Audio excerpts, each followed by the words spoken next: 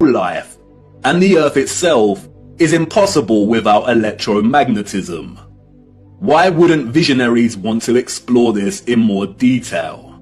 Could it be that they are not allowed to? Could it be that they are afraid of something? Afraid of us connecting one too many dots, perhaps? And again, horseshoe magnets can act as powerful electromagnets.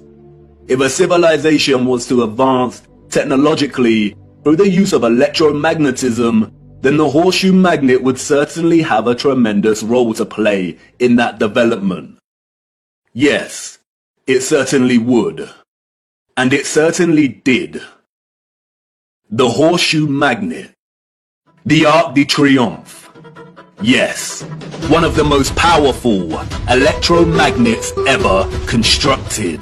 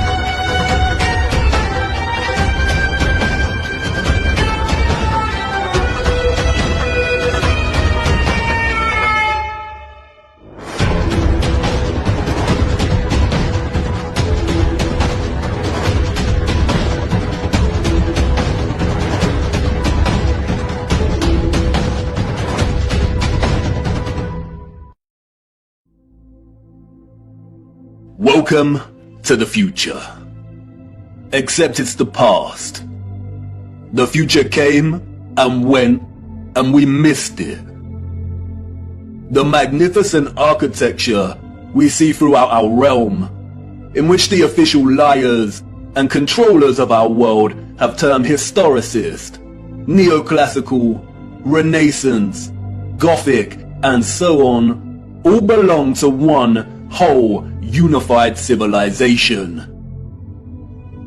A civilization so developed they had harnessed the power of electromagnetism to such a high degree that they not only built these huge structures, but also crafted them with utter finesse and beauty. A celebration of their own technological advancement.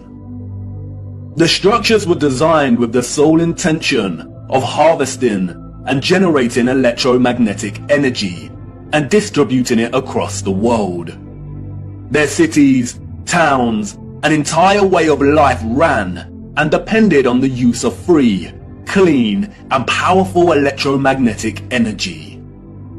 The energy was harnessed and collected from the ionosphere above our heads through the use of antennas, spires, domes, and towers.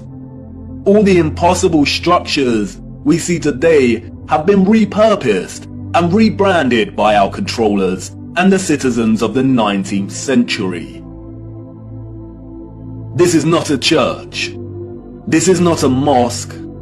This is not a castle. And this is not a government building.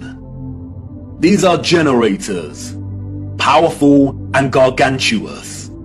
They would collect and generate the electromagnetic energy, which was then stored in huge power stations and distributed and redirected by sophisticated, advanced structures, one of which is a huge electromagnet, or what we've come to know as triumphal arches. The energy was stored in batteries and capacitors, such as towers and obelisks.